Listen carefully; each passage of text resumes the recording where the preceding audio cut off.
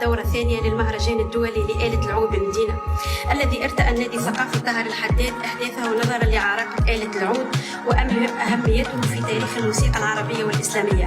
هي الآلة الوترية التي تجاوز عمرها 5000 سنة.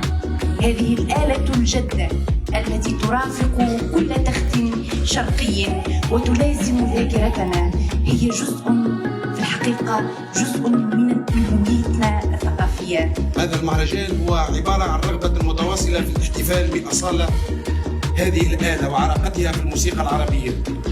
وهذا المهرجان هو استكمال لدرب ينتصر للإبداع الثقافي، وهو احتفاء بالموسيقى والموسيقيين، هو احتفاء بالحب، احتفاء بالحياة في أسمى معانيها، ودعم للمبدعين والاحتفاء بهم جميعا لنستحث أناملهم لتدندن على أوتار العود في هذا الفضاء الرومانسي.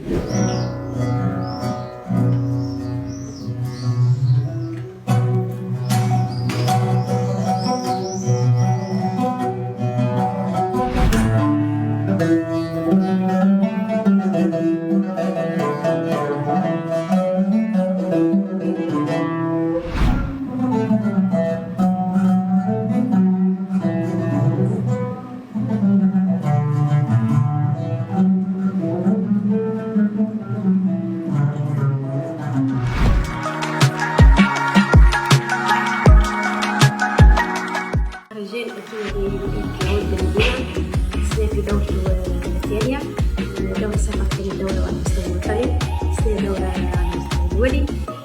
الدورة اللي تمتد من 18-25 جوان،